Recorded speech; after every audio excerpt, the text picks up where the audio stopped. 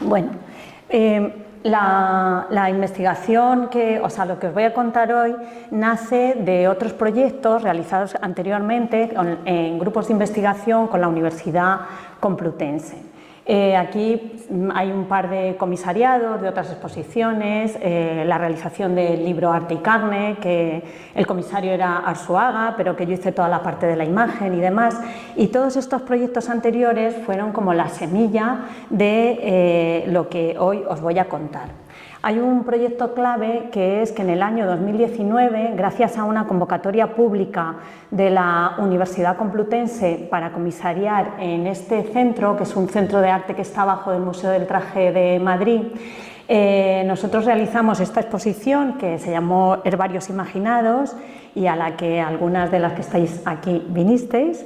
Y bueno, en esta muestra lo que hicimos fue un recorrido por la historia de los herbarios desde los orígenes de la farmacia, que es cuando nacen, pasando por su gran desarrollo en los viajes y las expediciones, o ideas como el nacimiento de los jardines, estas son imágenes de la parte esa del nacimiento de los jardines, o la ciencia o el medio ambiente.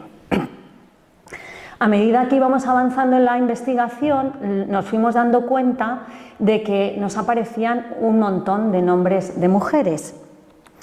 Y gracias un poco a todo este trabajo que realizamos en Herbarios Imaginados con el resto de compañeros y compañeras del grupo de investigación, pues después de un tiempo, casualmente, yo estaba con mi obra fotográfica exponiendo en la Casa de las Ciencias de Logroño y se lo comenté a la directora, le dije, están saliendo un montón de nombres, esto es un temazo, le dije.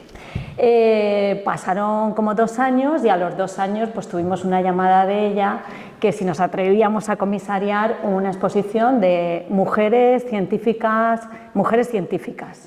Claro, el tema de mujeres científicas a nosotras, siendo de Bellas Artes, se nos quedaba absolutamente enorme porque no teníamos ni idea, pero había 2 cosas que medio controlábamos, no mucho.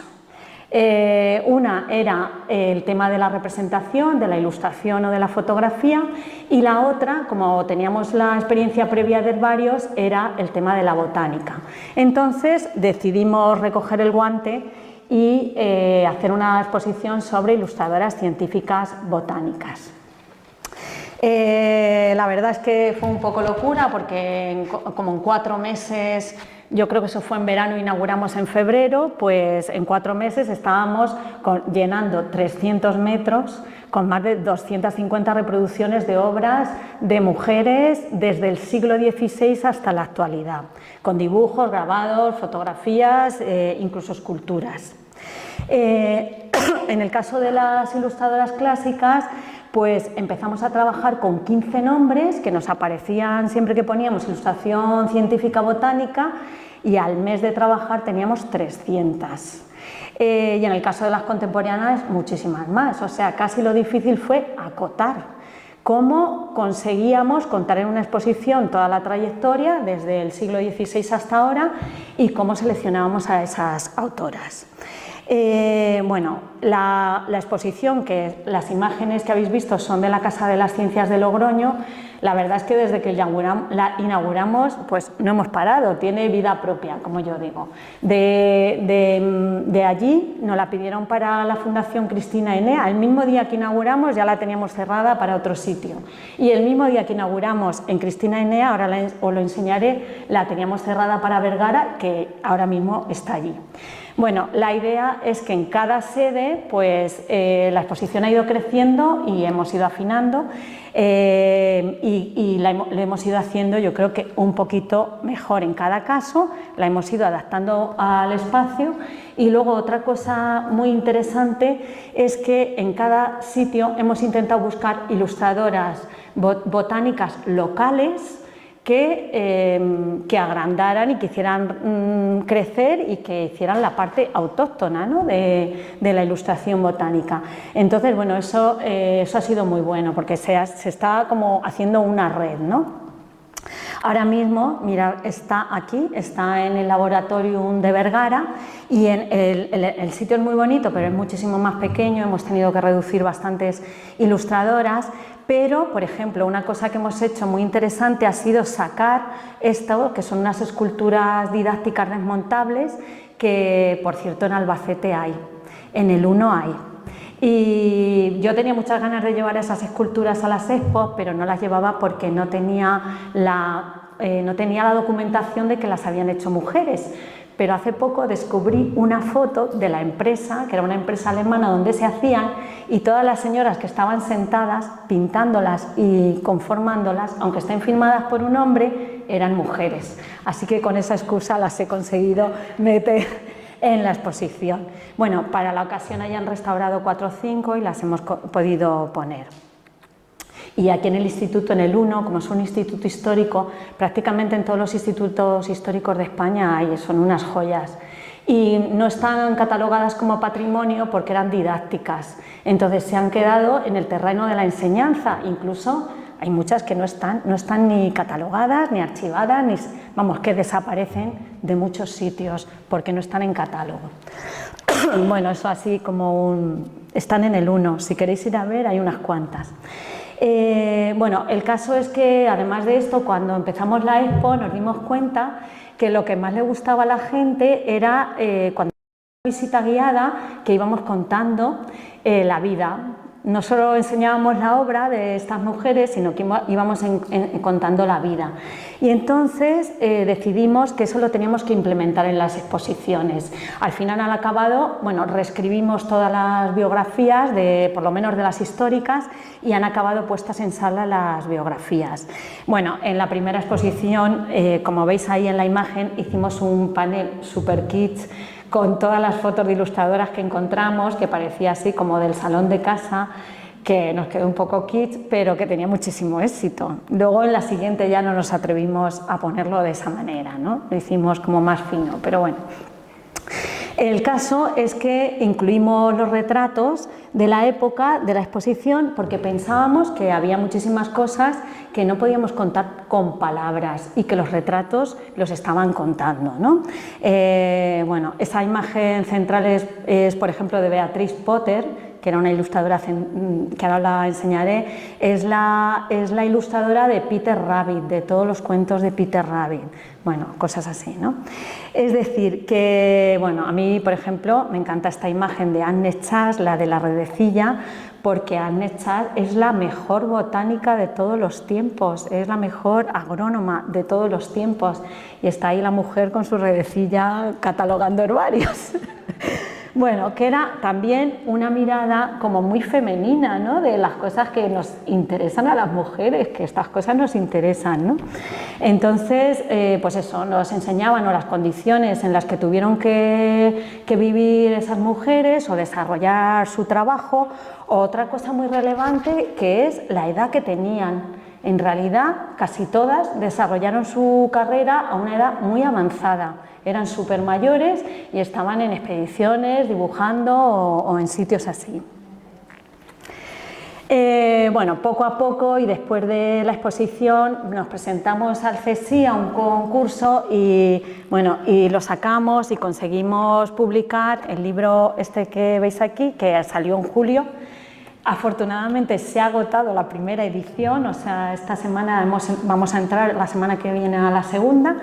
Y bueno, aquí ¿qué pasó? Pues que si nosotras habíamos empezado, la exposición la empezamos o la investigación, las chicas del grupo de investigación, solo las mujeres, en colaboración con 2 personas del Botánico de Madrid, con Maripaz Esteban, que es la directora ahora, la acaban de nombrar, y con Esther García Guillén, que es la conservadora del Jardín Botánico, pues empezamos a localizar a mucha más gente que estaba trabajando en el tema. O sea, por ejemplo, Rocío de la Villa, que es catedrática de Historia del Arte, ahora va a inaugurar el día 30 una expo en el Thyssen, que se llama Maestras, de mujeres pintoras. Entonces, bueno, yo la conocía, contacté con ella y digo, va, pues haznos un capítulo justo de las bodegonistas. O sea, empezamos ahí como a hacer red y acabamos pues un grupo bastante grande de mujeres trabajando, ¿no? Pues unas escribieron ensayo, otras aportaban ilustraciones, en fin, más o menos así fue.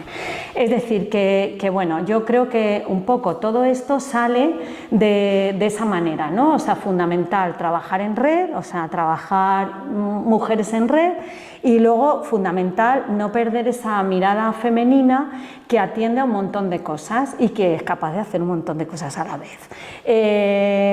Atender a la estética al mismo tiempo que estás atendiendo al contenido, al mismo tiempo que a la filosofía, al mismo tiempo que a la historia y a todo esto. Una es imposible que haga todo, pero entre todas sí que se puede hacer ese todo, ¿no?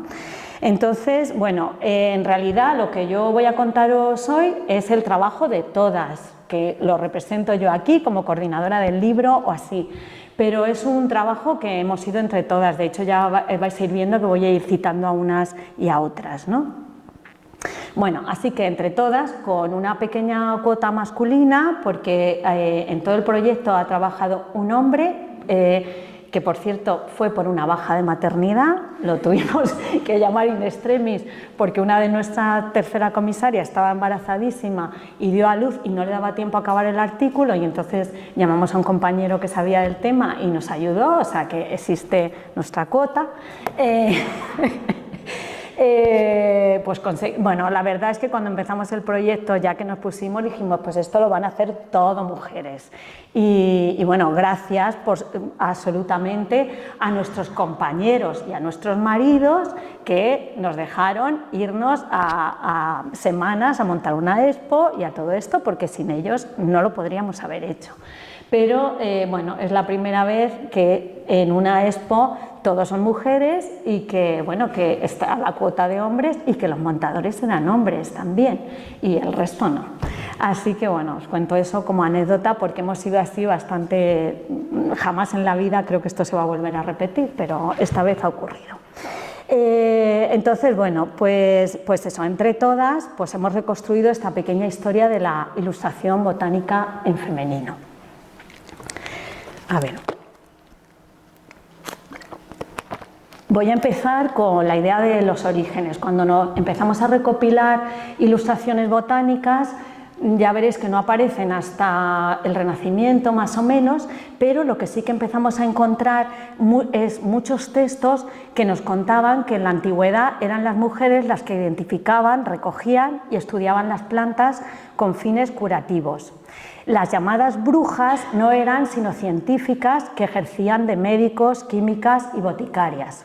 Después veremos cómo en la época medieval y sobre todo por la caza de brujas, esta tradición sanadora, ejercida fundamentalmente por mujeres, quedó oscurecida. Esto nos lo cuenta muy bien Elisa Garrido, que ya tiene investigaciones anteriores, vamos, si lo ponéis por la web incluso encontráis textos de ella, aquí en el libro tiene uno. Lo cuenta muy bien y voy a citarla un poco. Dice, mucho antes de los procesos que provocaron la institucionalización de las ciencias naturales, los conocimientos sobre las virtudes de las plantas y sus aplicaciones pertenecían especialmente a la tradición femenina de la cultura de los cuidados. No hay que olvidar que en el contexto de hace siglos la práctica médica se realizaba en entornos domésticos. No era extraño que las mujeres de la familia tuvieran conocimientos sobre las propiedades de las plantas para solucionar las cuestiones de salud. La gente de las aldeas acudía a las llamadas hierberas, buscando soluciones a todo tipo de dolencias. Existen documentos que confirman la existencia de mujeres que recolectaban e investigaban las aplicaciones de las plantas y que por ello fueron considerados brujas en la cultura popular. La famosa caza de brujas fue lo que acabó con muchas de las mujeres botánicas. en un periodo, o sea que hasta la Edad Media no se pudo recobrar, ¿no? La caza de brujas comenzó cuando el Papa Inocencio VIII nombró inquisidores a 2 frailes dominicos, que en 1487 publicaron este libro, que es el más famoso contra la brujería. Y que causó la muerte de muchas mujeres. Se llamaba El martillo de las brujas. Entre las prendas del libro se llegaba a afirmar, otra cosa interesante es que este libro fue el más editado después de la Biblia en los siglos XVI y XVII. Y que se utilizó en toda Europa durante al menos unos 3 siglos. Una de las principales características del tratado es que identificaba una relación entre brujería y sexo femenino.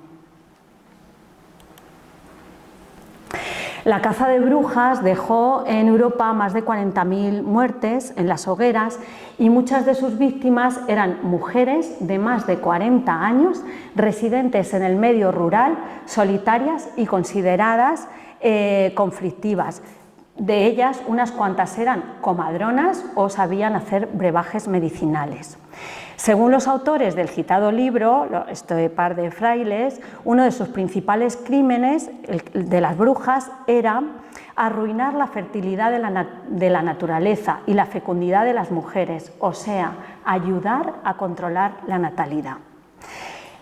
En España hubo un momento clave para la brujería. Esta obra que veis aquí al lado está en el Museo del Prado y tuvo lugar en 1610 en Zagaramundi. Seguro que habéis oído lo de las brujas de Zagaramundi. Hubo 2.000 acusados y 5.000 sospechosos. Afortunadamente el inquisidor era bastante majo y solo acabaron 6 en la hoguera. Bueno, es decir, que debido a todo este tema, pues no tenemos constancias de imágenes realizadas por mujeres hasta el Renacimiento, ¿vale? Pero sí que antes del medievo, sobre todo, las mujeres estaban implicadas en todos los procesos de estudio y clasificación de plantas. Rocío de la Villa, que es la comisaria que os he dicho de esta exposición que va a inaugurar el día 30 en el Thyssen, Rocío de la Villa, por ejemplo, nos dio constancia de algunas que nosotras no teníamos controladas, como está aquí Fede Galicia y Clara Peters, porque estaban localizadas en la historia del arte como bodegonistas y entonces no las habíamos rescatado como ilustradoras científicas. Vale. Según nuestras investigaciones, podemos situar los orígenes de la ilustración científica no anónima, es decir, donde hemos podido encontrar firmas de mujeres en el siglo XVI o XVII. En esta época podemos encontrar algunas de las mujeres más relevantes del dibujo y del grabado clásico y, en general, el denominador común es que todas estas mujeres trabajan en el seno de familias de artistas. Son hijas de pintores, hermanas de pintores, se casan con pintores o cosas así. O sea, pueden desarrollar su trabajo por esto. Bueno, vamos a ver algunos de estos ejemplos. Mirad, aquí, por ejemplo, está Giovanna Garzoni, que era una destacada pintora italiana. Sus padres eran artesanos de origen veneciano y ella había trabajado como aprendiz del boticario de su pueblo, con lo cual se juntan ahí dos cosas bastante interesantes, ¿no? Estuvo casada también con un pintor veneciano y luego pasó a Florencia a trabajar para los Medici y luego pasó en 1640 a Roma, a la Real Academia de Roma. Entre las cosas curiosas de su vida, parece ser que esta mujer también pudo hacer todo esto porque en un momento dado se separó y los motivos de la separación son fascinantes. Era porque el marido era aficionado a ciencias ocultas y practicaba la magia. A tenor de eso, ella hizo voto de castidad y sus padres, temiendo que su hija acabase embrujada, solicitaron la separación, y así es como figura en los registros de la época. Bueno, aquí tenéis también otras bueno, generalmente estas mujeres eran excelentes pintores pintoras y se dedicaban en muchos casos a documentar las cosas de los gabinetes de curiosidades y de las colecciones de historia natural de reyes, de nobles y de potentados, ¿no? Aquí tenéis dos hermanas, bueno, esas son de Bárbara y estas son de Margarita. En el caso de las dos también pertenecían a una familia de artistas. De hecho, bueno, la hermana mayor es la que enseña a la hermana pequeña. Y trabajaban para el gabinete de historia natural también, no me acuerdo ahora mismo de quién, se me ha ido, pero bueno, en cualquier caso las dos también solían tener un mentor o un mecenas que o bien era un naturalista o era un médico, y en este caso pues ellas tenían al doctor Jacob Tree, ¿no? Que era un eminente médico que además intercambiaba correspondencia con Linneo en aquella época. Aquí también tenemos otro caso de otra artista, Alida Wuytos, que nace en los Países Bajos y también era hija de un bodegonista que se llamaba Matías Wuytos. 4 hermanos trabajan juntos. De hecho, cuando empezamos a seleccionar nos habíamos equivocado, llevábamos un montón de láminas del hermano, porque firmaba con la inicial y luego el Wuytos, y era Peter. Y hasta que conseguimos encontrar la de Alida más el Wuytos y saber que eran de ellas, pues nos costó ahí, pues bueno, que casi íbamos a la exposición con ilustraciones del hermano, porque eran súper parecidas. Trabajaban 4, 2 hermanas y 2 hermanos ahí juntos, vamos, en el taller familiar. Ella trabajó en el Atlas Monique, que fue uno de los atlas más importantes de la época, junto con otras artistas como por ejemplo María Monique. Además de ser ilustradoras, bueno, en muchos casos ellas también eran grabadoras, es decir, no solo hacían la parte del dibujo y tal, sino los procesos para luego hacer reproducibles, ¿no? las láminas. Esto nos lo cuenta muy bien Mónica Jenner, que es profesora de grabado de nuestra facultad, y lo cuenta muy bien en su artículo.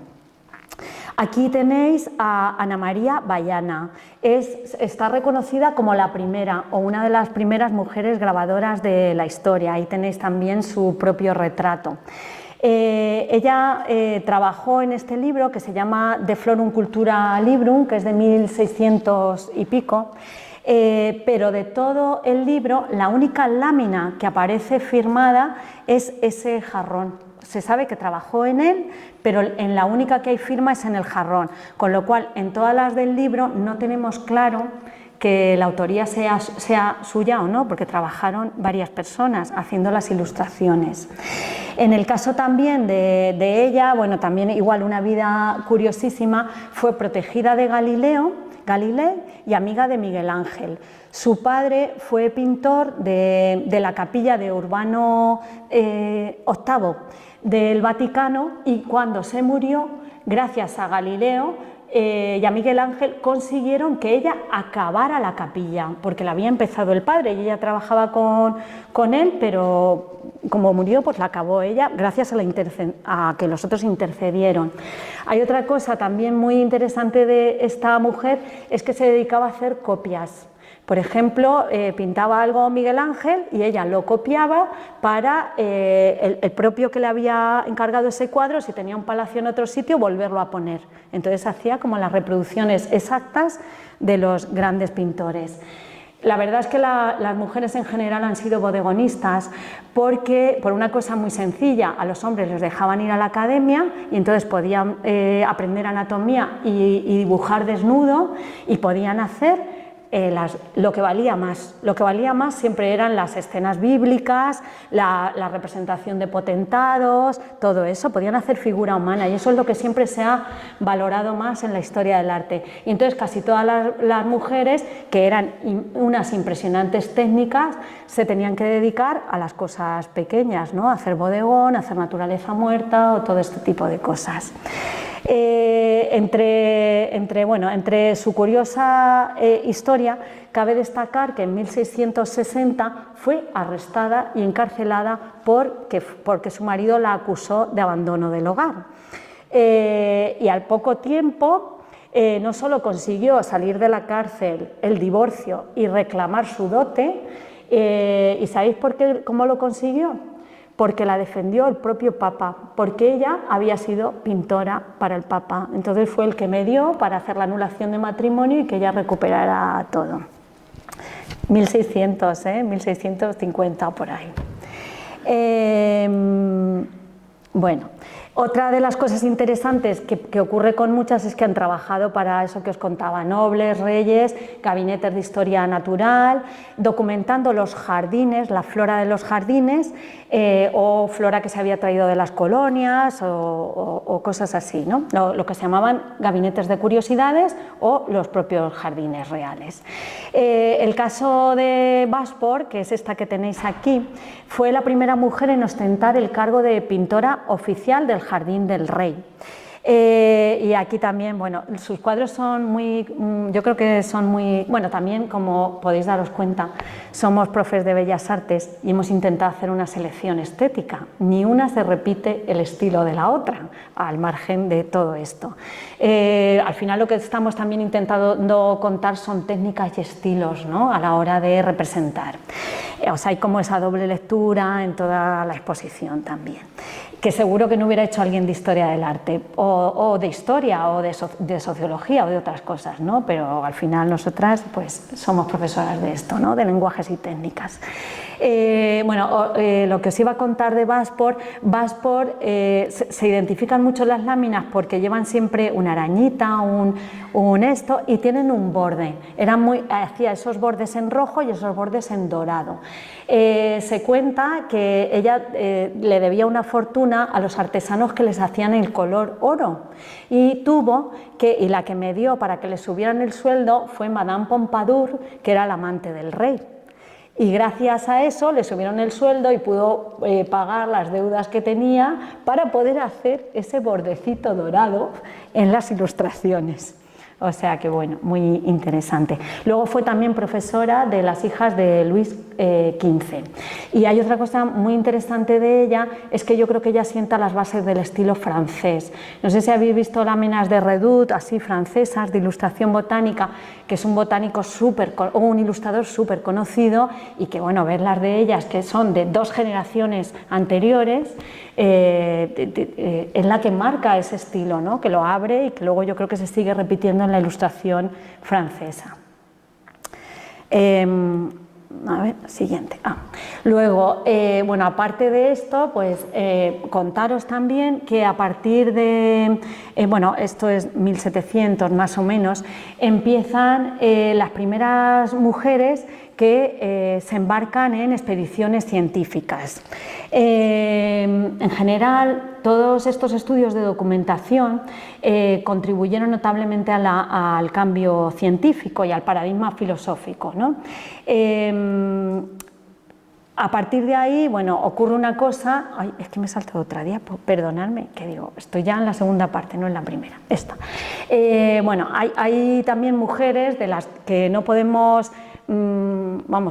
dejar de nombrar, porque son mujeres que en 1700 son capaces de embarcarse, por ejemplo, en expediciones científicas. El caso de María Simila Merian, yo creo que es uno de los más conocidos. Esta mujer, con 50 años, se separa del marido y se mete en una comuna luterana, y se va a expedición al Surinam con una de sus 2 hijas, que también eran ilustradoras. Allí hace uno de los estudios más importantes que han existido sobre entomología. Ella Así paro un poco y bebo agua, que me viene muy bien. Bueno, esta mujer es la considerada primera entomólogo de la historia, ¿no? Entomóloga, entomólogo, entomólogo y entomóloga, las dos cosas. Porque antes de ella nadie había estudiado los insectos. Entonces ella, bueno, aparte de... Uy, madre, esperad, que es que tengo dos flechas, estas, y estas las voy a dejar quietas. Y... Ahí. Se me ha quedado un poco aquí. Ya. Vale, aquí. No. Esperaros, que tiene efecto retroactivo. Vale, aquí la dejo. Bueno, el caso es que ella, bueno, es la primera persona en estudiar los insectos y es muy relevante porque en la época, filosóficamente, en el paradigma filosófico del siglo XVII, se pensaba que los insectos surgían de la basura por generación espontánea y había llevado a la Iglesia a designar todos estos animales como las bestias del diablo, con lo cual encarnaban el mal. Siempre que veáis en cuadros antiguos que siempre tenían significado religioso, les daba por ahí, pues los insectos significan el mar y las mariposas significaban el espíritu. Bueno, y la flor es la Virgen, eso era así en toda la pintura. Entonces, bueno, esta mujer, pues con un pensamiento, yo creo que muy femenino, porque ella realmente lo que se planteó es cómo de una cosa tan fea, ¿no?, como una larva, puede aparecer una cosa tan bonita como es una mariposa. Sentó todas las bases de la teoría de la evolución por delante de Darwin. Esto que veis aquí es una de las hijas de ella, que también eran ilustradoras las dos. Esta lleva el apellido del padre, pero es una de las, creo que esta es la que se va con ella a la expedición científica. Bueno, aquí tenéis otra mujer también, que más años más tarde se va también al Surinam y también a Java, se va de expedición y se muere el marido. Ella sí que se fue con el marido a la expedición. Se muere el marido, se queda con 5 hijos y decide hacer una tirada, o una de las primeras tiradas de la ilustración botánica para ganar dinero y poder sobrevivir. Por lo visto el negocio le salió muy mal, no como a otra que ahora os contaré, pero la reina consorte, Sofía Matilde del Reino de los Países Bajos, la financia para que pueda vivir haciendo ilustración. Muchísimos casos, reinas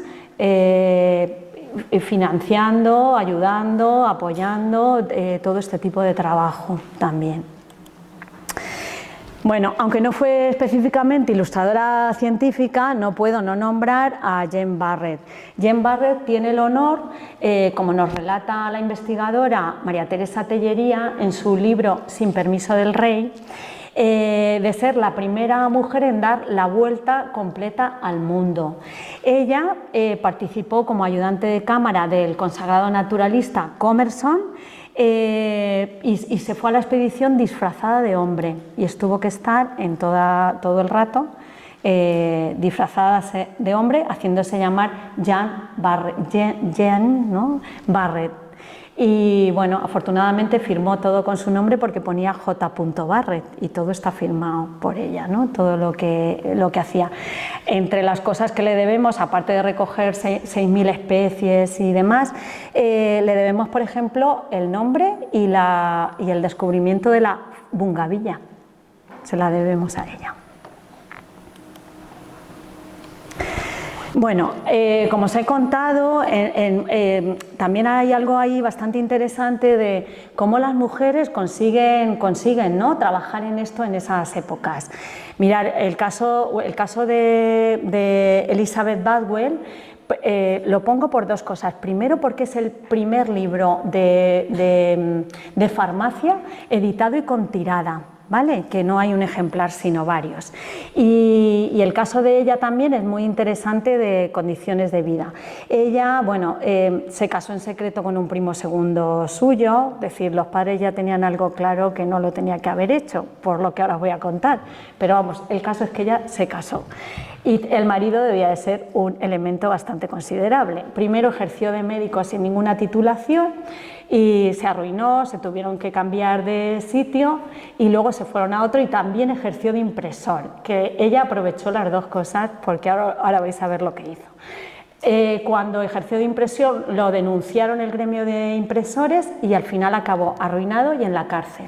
Entonces ella, para sacarlo de la cárcel, como dibujaba muy bien y el marido tenía conocimientos botánicos, ella fue dibujando láminas y se las llevaba a la cárcel y el marido acababa de hacer las cosas médicas. Después ella se asoció al botánico de Chelsea, del jardín de Chelsea, y entonces le fue dando toda la documentación que le faltaba. Así consiguió el primer libro, que se llama A Curious Herbal, es el primer libro editado con tirada que existe de botánica y de herbarios, que bueno, la fecha es 1738. Así que bueno, nada más que contar esto y que con el dinero que ganó consiguió sacar al marido de la cárcel también.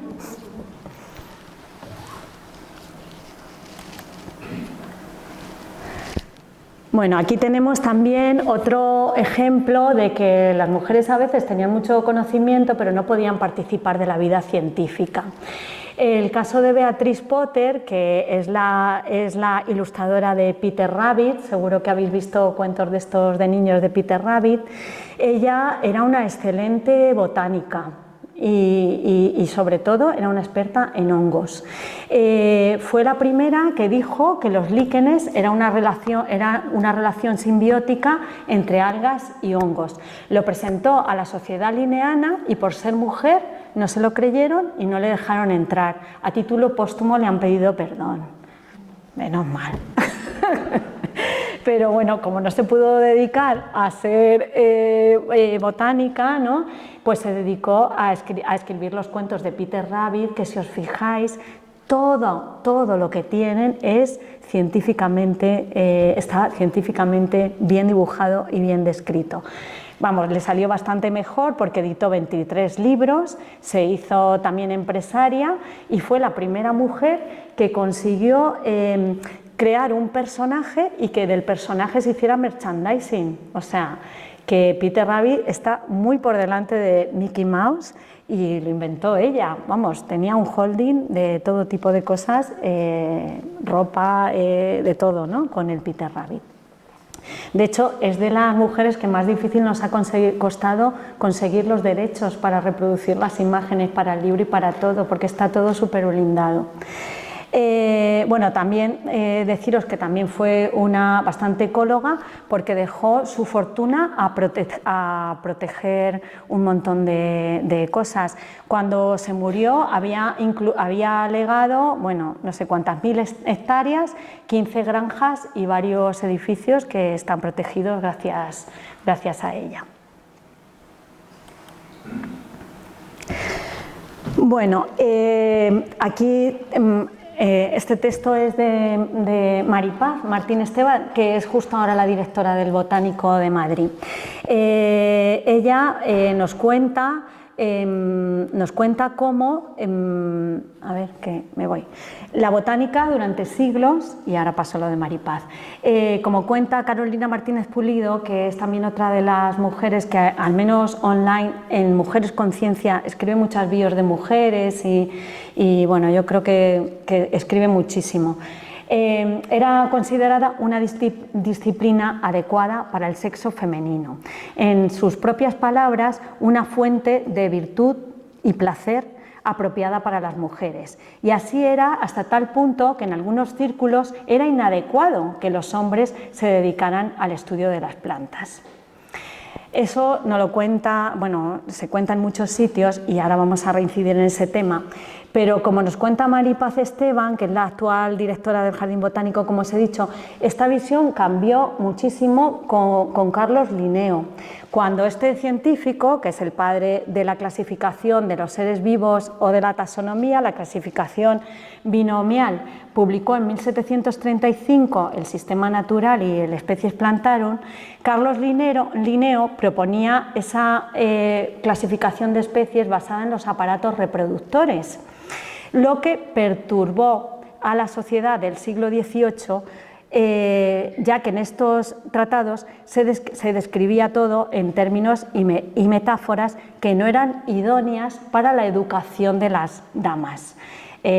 Los términos eran tales como, por ejemplo, dos esposos en el mismo matrimonio, o los maridos habitan con sus esposas en la misma casa pero tienen lechos diferentes. Esas eran las terminologías cuando contaba toda la botánica, ¿no? Y por eso parece ser que volvió a repercutir en que las mujeres el caso es que siempre hay alguna excusa para que no se pueda estudiar, pues esa fue una. Pero es cierto que aunque la recolección, el estudio y la catalización es cierto que incluido esto, el estudio de la botánica era imparable entre las mujeres y entre la educación femenina, porque estaba considerado en general como un pasatiempo decoroso, un entretenimiento científico en el que se podía mantener distraídas a las mujeres y, lo más importante, fuera de la escena pública. Eso siempre es el tema del género, estar o no dentro o fuera. Aquí, bueno, os pongo estas imágenes porque son de Marie Delany, son de 1770. ¿Por qué?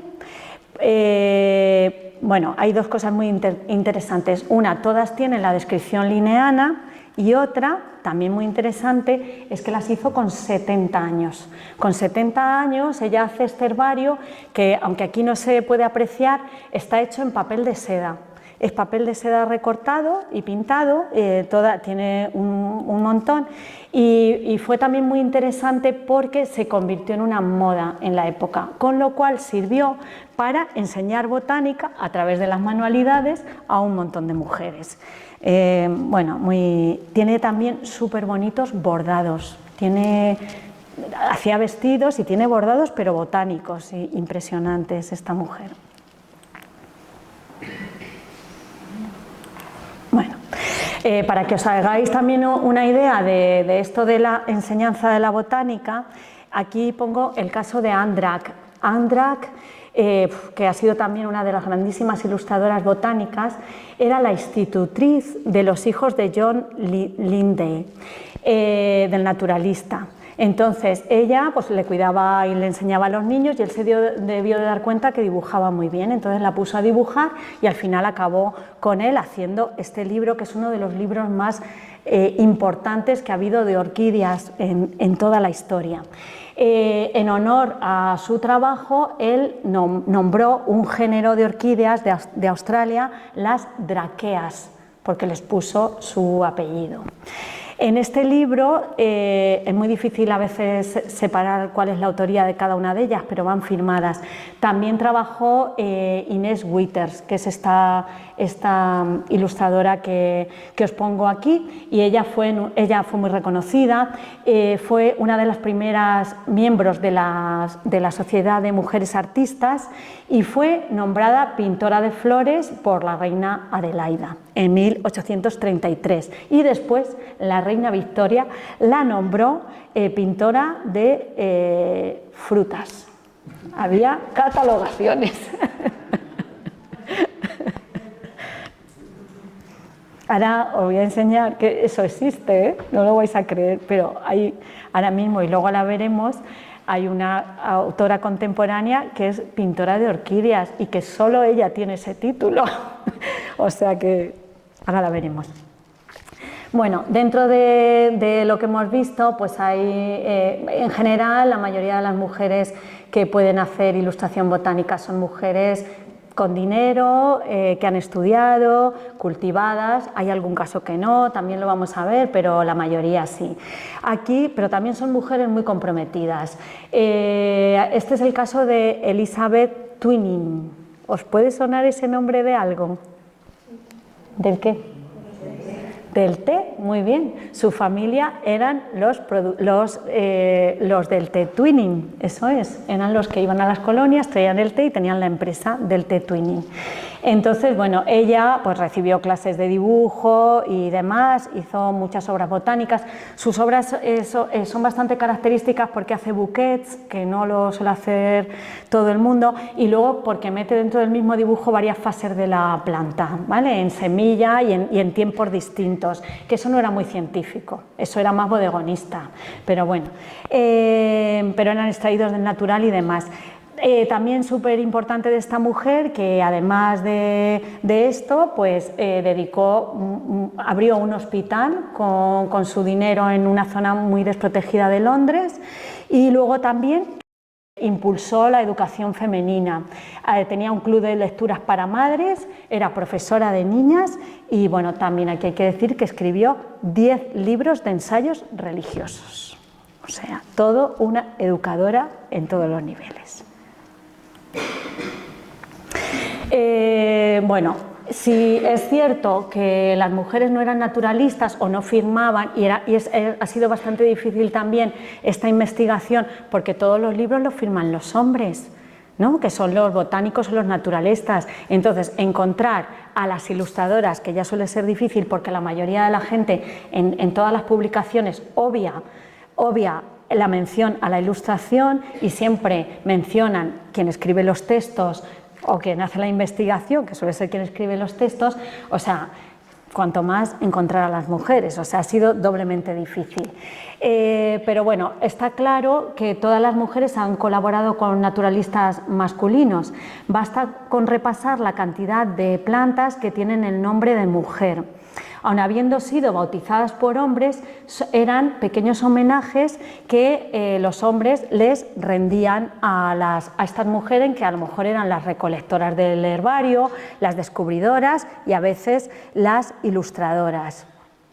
A partir de la nomenclatura linneana esto se puede ver, y siguiendo los apellidos de las mujeres, si no se los han cambiado, porque la mayoría al casarse se ponían los del marido, se puede ir reconstruyendo la historia de estas mujeres, pero bueno, hemos conseguido localizar bastantes que todavía no hemos tampoco implementado en toda la investigación. Bueno, para hablar de una recolectora y para hablar también de una mujer que no pertenecía a la clase alta, Helen Hutchins, que es esta mujer, está considerada la primera mujer botánica de Irlanda. Nació en la bahía de Bantry y allí vivió, murió con menos de 30 años y ahí se dedicó especialmente, recogía líquenes, era una gran dibujante, todo esto son dibujos, y algas marinas, y se los iba mandando a distintos botánicos. Descubrió muchísimas especies nuevas, de hecho todas las que tienen esa terminología de hutchianas o hutchiese, no sé muy bien cómo se dice, vienen de ella, y fue además la primera persona en encontrar la evidencia de frutos en una alga marina cuando estaba a punto de ser clasificada como una esponja. Trabajó con Hooker y desde ahí le dio el nombre a todas esas especies y nada más, básicamente. Era una mujer que trabajaba un poco aislada, que vivía en el campo y que simplemente funcionaba con la correspondencia con botánicos. No se la reconoció tampoco durante muchísimos años y hace poco la sacaron a la luz, y ahora en Irlanda existe un festival de ilustración científica que se llama Helen Hutchins en su honor. En España tenemos la considerada primera botánica española, un caso parecido, pero un poco menos.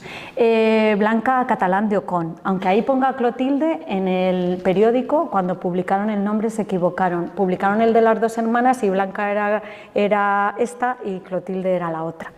Blanca también tenía correspondencia, se movía en la zona de Teruel, ¿vale?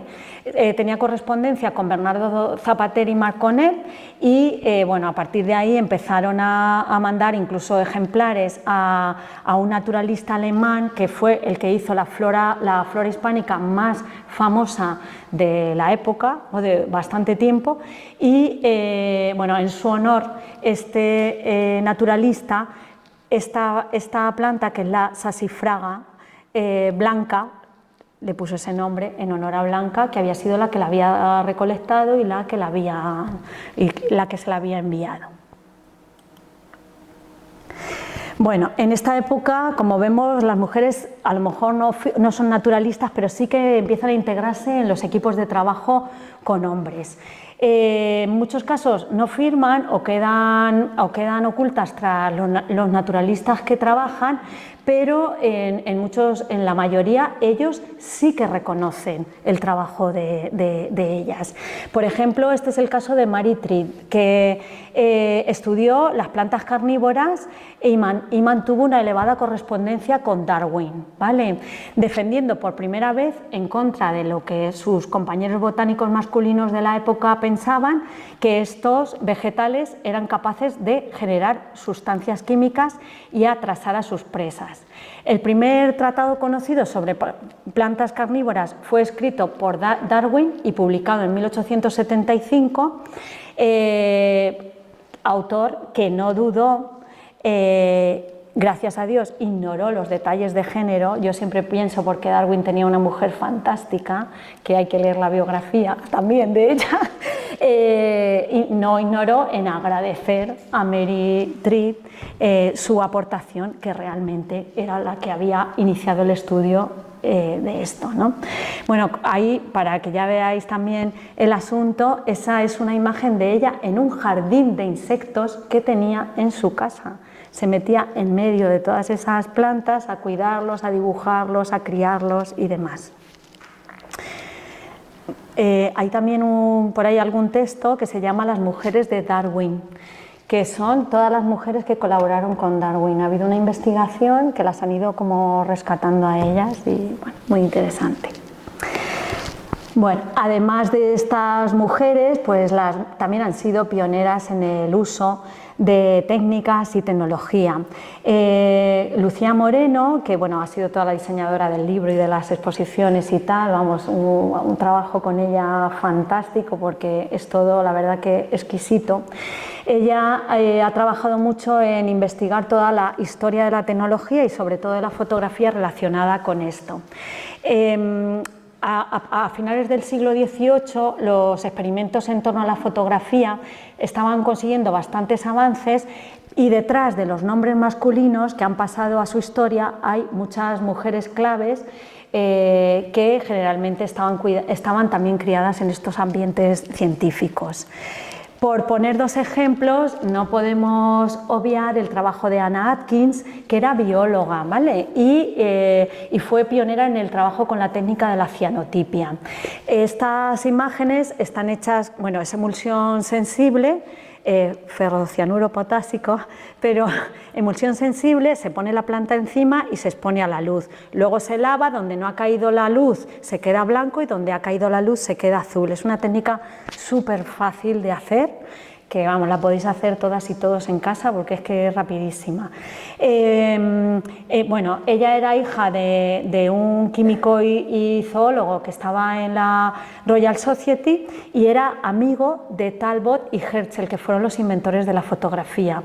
Ella, la verdad es que hizo este libro de algas anteriormente, es el que se considera el primer libro de la historia de la fotografía, aunque no hizo tirada en serie, pero sí que hizo como 10 copias. Bueno, el primer libro de autor de la historia de la fotografía, pero incluso anterior al de Talbot, que fue el inventor de la fotografía. Lo que pasa es que lo hizo con esta técnica que era la cianotipia, que es la prefotografía. Antes de que a alguien se le ocurra este método, meterlo en este método, no, el de sales de plata, o sea, cambiar la emulsión por sales de plata y meterlo dentro de una cámara oscura. Esta es como la técnica predecesora, o sea, hizo un catálogo de algas inglesas impresionante. Muy parecido es esto, que es de Cecilia Gleiser, que ella, bueno, también se casó a los 15 años con James Gleiser, ¿veis? Esta adquirió el nombre del marido, que era el director del Observatorio Real de Greenwich y estaba también bastante relacionada con científicos. Y entonces comenzó a hacer un libro con Edward Newman que se llamaba los helechos ingleses. En aquella época se puso súper de moda los helechos, de hecho hubo como una, no la tulipomanía de los tulipanes holandeses, pero en helechomanía, ¿no? No sé cómo lo he traducido muy mal porque en inglés se usa mucho el término, pero se pusieron muy de moda y la gente los tenía en casas, incluso en vestidos, en toda la época esta victoriana estaba bastante de moda. Bueno, pues ellos hicieron este libro de helechos que también está hecho. Esto se llama fotograma, es papel sensible a la luz, el papel fotográfico de copiar fotos ese que todos conocemos, poner la planta encima, darle luz y luego revelarlo. La base es de sales de plata, ¿vale? La plata que le da la luz se ennegrece y la que no le da la luz se queda blanca. Muy sencillo, pero bueno, también es origen de la foto. Además de todo esto, pues también encontramos a mujeres que han sido pioneras en la manera de representar la botánica de esta manera tan rara. Esta manera, que empieza un poco en María Sibila Merian, y que es clarísima, por ejemplo, aquí, ¿no? en María Nor. Hay algo muy interesante aquí que nos presenta la botánica dentro de las relaciones multiespecie, ¿vale? En la que todas las especies conviven, o sea, que no estudia todo por separado, por un lado las láminas botánicas, por otro los animales, sino que estudian todo dentro del ecosistema. Esta es la base de la ecología. Y yo creo que en esto pues hay algunas mujeres que son, bueno, a mí me parecen muy relevantes. El trabajo de Marianne Nor es dificilísimo porque ella pintaba al óleo. O sea, imaginaros esto in situ y al óleo. Se podía tirar allí días haciendo todo esto. Bueno, algo muy... Hay también, ella descubrió muchísimas especies, entre ellas la Nepenthes nortiana, que es la mayor planta carnívora del mundo. Y aquí también contar la vida porque es total.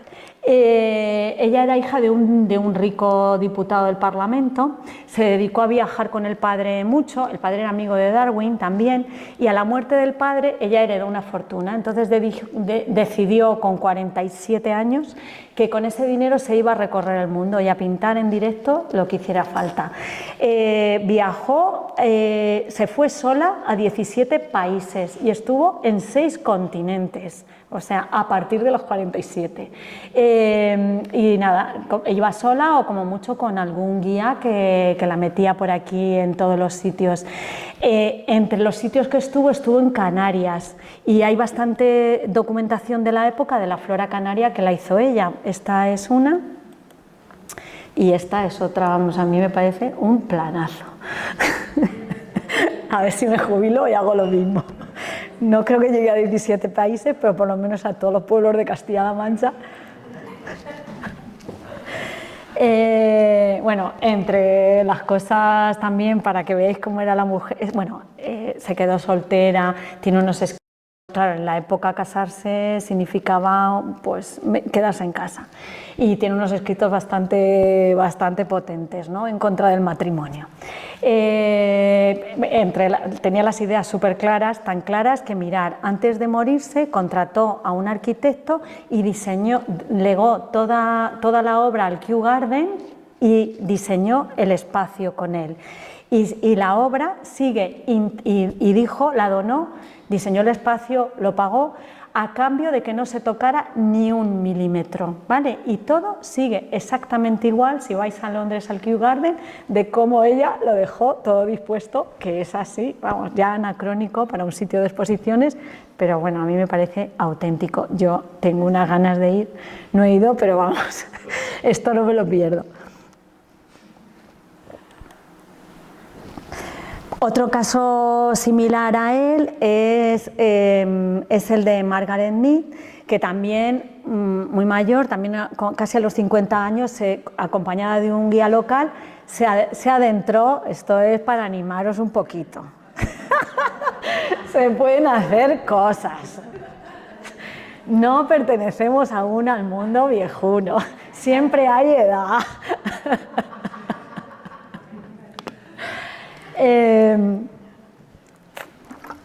Margaret Mead se fue al Amazonas a estudiar la flora local, creó más de 400 pliegos de ilustraciones al Watts, 40 cuadernos de bocetos y no sé qué, realizó 15 expediciones en las que sobrevivió a la hepatitis, la malaria, los murciélagos vampiro y los buscadores de oro, que seguro que fueron lo peor.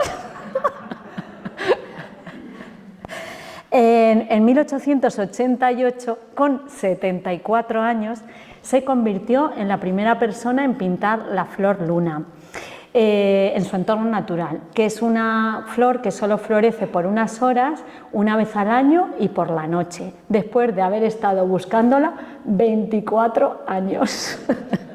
Es esta de aquí, del medio. Hay bastantes reportajes de ella en ese momento, por ahí colgados. Tiene una vida fascinante. Bueno, además, esta incansable mujer fue una activista que luchó contra la deforestación del Amazonas, dejó constancia de muchas especies que ya están extintas y también donó bastante dinero a la conservación del Amazonas a su muerte. Bueno, en los siglos XIX y XX, como podéis ver, lo que ocurre es que las mujeres se profesionalizan como ilustradoras y como botánicas, son ya científicas, empiezan a ser contratadas para estudiar y documentar especímenes y jardines y además salen del anonimato. Aquí tenemos, por ejemplo, a Matilda Smith, que trabajó con sueldo ya en Botanical Curtis Magazine, bueno, en publicaciones botánicas, ¿no? Colaboró con Hooker, que era muy famoso, un naturalista muy famoso.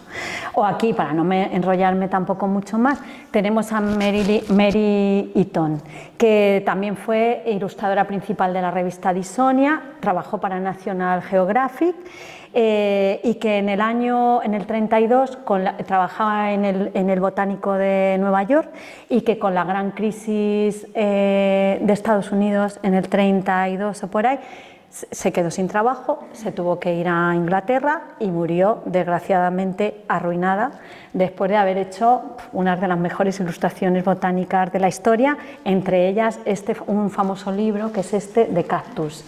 Si algo de lo que estoy poniendo os gusta, prácticamente está todo en abierto en internet, incluso las podéis bajar a resolución alta para ponéroslas en vuestras casas.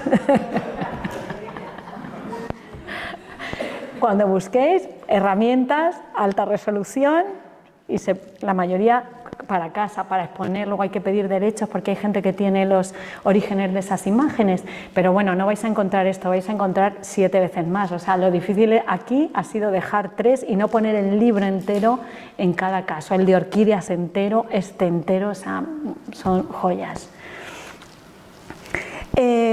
Bueno, la idea es que ya son científicas, no puedo, aunque sus ilustraciones son muy técnicas, pero esta es Agnes Chas, esa que estaba con la redecilla, esta es una de las mayores científicas de la historia.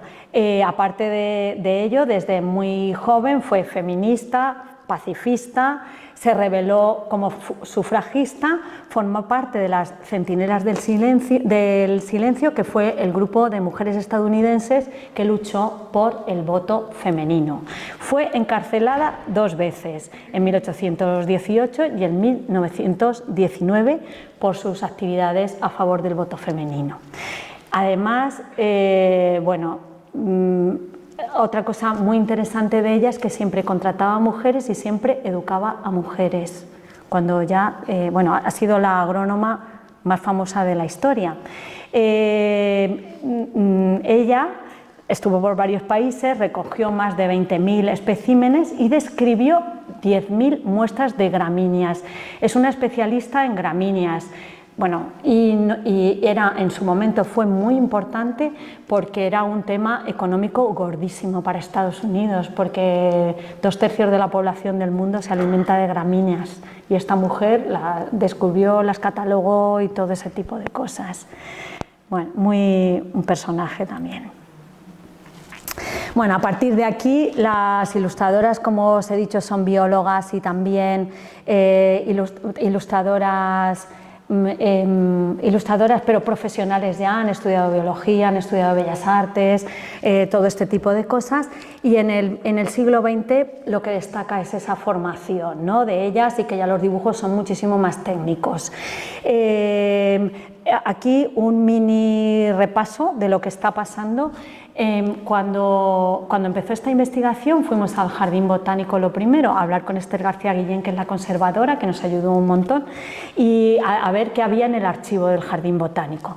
En el archivo del Jardín Botánico hemos encontrado 3, ¿vale? La primera es esta, Paula Millán Alosete, que era hija también de un pintor. Ay, perdón, que otra vez he vuelto a mover Era hijo de un pintor, pero además su padre era dibujante de la Cátedra de Anatomía de la Facultad de Medicina de Madrid, ¿vale? O sea que tenía también como relación con la ciencia. Ella estudió en la Escuela de Bellas Artes de San Fernando y bueno, en un momento dado sacó una oposición para ser dibujante del Jardín Botánico. Esta mujer, que además fue una reconocida también pintora, o sea, hizo también exposiciones y demás, además de todo esto, era profesora de clases de dibujo en el CSIC y todo esto lo podía hacer siendo sorda. Tela, la mujer, o sea, que también valía para todo. Hemos encontrado esta y luego hemos encontrado esta, Victoria del Val. Victoria del Val también ha sido un súper hallazgo, porque ¿sabéis lo que pasó? En los registros estaba mal registrada la firma y ocurrió que su hijo fue al Jardín Botánico y le dijo a la conservadora: mi madre antes de casarse trabajaba aquí y dibujaba muy bien. Y entonces Esther empezó a buscar y ya está, encontró que tiene, bueno, que hay 100 y pico láminas de un nivelazo increíble. Había trabajado allí, había trabajado a las órdenes de Paula Millán Alosete y cuando se casó dejó el trabajo, tuvo 3 hijos, dejó el trabajo y dejó de dibujar. Y bueno, tenemos al hijo en el grupo de ilustradoras científicas botánicas, viene a todas las exposiciones, nos ha reescrito la bio del libro, vamos, es una más. Esa es la otra cuota también. Nada, muy contentos con esto. Y bueno, ya la tercera, que es contemporánea nuestra, es Marta Chirino. Marta Chirino nos ha ayudado muchísimo. Ella es licenciada en Ciencias Biológicas, además estudió Bellas Artes, es una de las ilustradoras científicas botánicas más reputadas de España, la verdad. Bueno, de España no, yo diría que del mundo. Es la única española y español que ha sido premiada con este premio, que es el mayor premio a la ilustración científica botánica, y además ha sido premiada con la flora acuática de Castilla-La Mancha. ¿Qué es esto tan bonito que podéis ver aquí? Y bueno, ella también comisaría exposiciones, comisarió la de Tulipa Tulipae en el Jardín Botánico, que era de tulipanes, y bueno, es una mujer, la verdad que maravillosa, y creo que es el icono contemporáneo de la ilustración científica femenina española. Ya me queda muy poco, ¿eh? Ya sé que estáis deseando ir, pero ya que estoy aquí os lo cuento todo, que si no... Bueno, ya para finalizar, darle un mini repaso a lo que pasa hoy, sin enrollarme nada, porque las bios ya de las contemporáneas no las voy a contar, que os las cuenten ellas. Aquí, bueno, más o menos lo que ocurre es que las ilustradoras hacen este tipo de trabajo, ¿no? El que es muy técnico y luego el que es más artístico, como se puede ver aquí en Deborah Lankin. Deborah Lankin, esto lo tengo que poner porque es la que ostenta el cargo de ilustradora de orquídeas. Es la mejor ilustradora de orquídeas del mundo y la que se dedica a Kew Garden a ilustrar las orquídeas. En su bueno, de todas las contemporáneas desde Marta Chirino tienen Instagram y la vais a encontrar si las queréis encontrar, seguir o lo que sea. Bueno, tiene un montón de premios, pero es que esto no podía dejar de enseñarlo, ¿no? El original y la copia, que es espectacular, ¿no? La técnica que tiene esta mujer.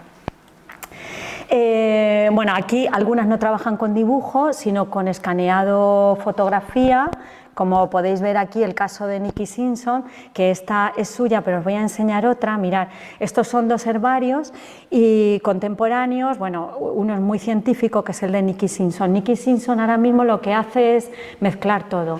Igual hay cosas hechas con fotografía microscópica, con microscopio, que directamente escanea las plantas, o sea, que hace lo que le haga falta para hacer esas, con todo tipo de tecnología, ¿no? Con microscopio de barrido, escaneo de plantas, para hacer esas láminas botánicas.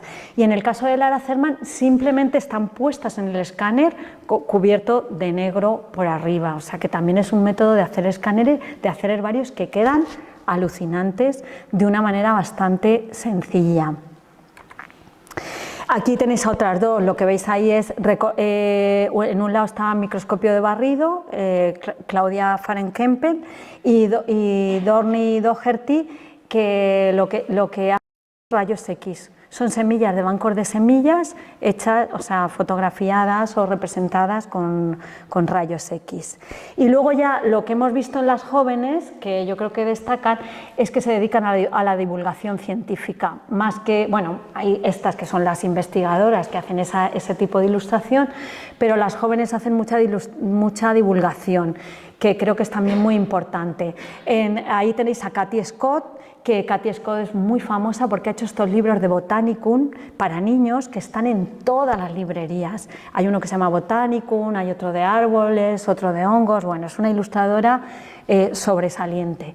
Y bueno, nuestra versión española, que es Tatiana Boico, que hace también mucha divulgación científica, bueno, es que ha sido alumna mía hace años y entonces la tengo que poner. Y aquí también tenemos otras dos. La de la derecha es Paula Heredero, que también ha sido alumna de la Facultad de Bellas Artes y que todo esto ya está hecho en digital, o sea, y es de la que cogimos la imagen esta para hacer el logo de todas ellas ilustran botánica.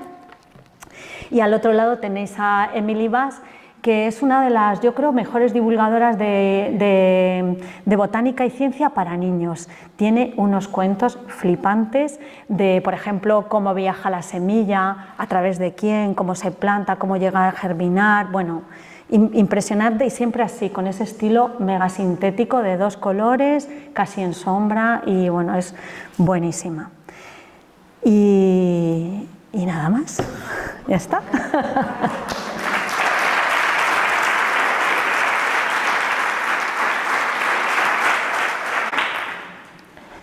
Y bueno, ahora preguntas o lo que queráis.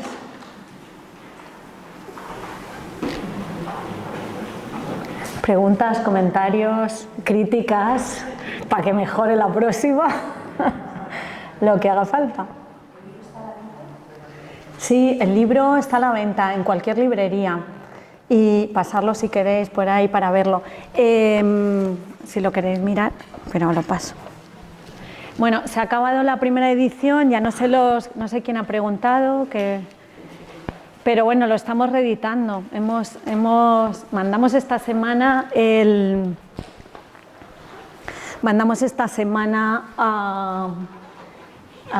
ya con las correcciones que había unas cuantas a la segunda edición.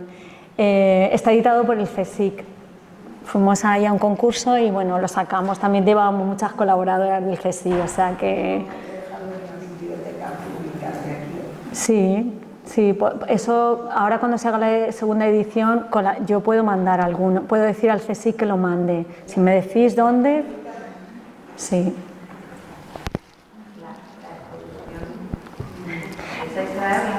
A ver, la exposición, necesito financiación para traerla. No, de momento no. La exposición, pues si conseguimos por algún lado financiación, a mí me encantaría traerla aquí, claro, como no me va a gustar. Pero bueno, si no la traemos, inauguramos en febrero en el Botánico, en todo el Botánico, en Madrid, todo el jardín botánico, todas las salas del Botánico, que son 2 pabellones que me voy a morir, porque no hay quien llene eso, o sea, son las 2 salas más la cátedra, pero vamos a ir a muerte, no sé, no sé si vamos a llegar vivas, pero sí, estamos trabajando ahora a tope para inaugurar en el Botánico en febrero, porque es que la sala es muy grande, o sea, nos han dejado todo y llevamos peleando 2 años el Botánico. Y bueno, gracias a que ahora la directora es una mujer y que había colaborado en el proyecto con nosotras y tal, la podemos llevar, vamos a sacar a todas las del Botánico y vamos a llevar toda la parte vamos a hacer un ala entera de las históricas y otro ala de contemporáneas. Igual, aquí, como siempre estamos como en proceso, o sea, si alguien conoce a alguien, o sea, conoce a alguna que mole el trabajo, o sea, no sé, estamos buscando siempre, ¿no? Y esto, bueno, y se va modificando en cada sitio, también depende de la sala, pero bueno, Madrid vamos a tope. Ahora mismo lo que estoy haciendo es buscar financiación. Me he dedicado a escribirle a farmacéuticas. Esto ya no lo grabes. A ver si alguna responde, porque, bueno. ¿Eh? La reina, ¿no? Las reinas no son las que apoyan siempre. Pues si cortas, bueno, luego te puedo contar algo. Ahora no.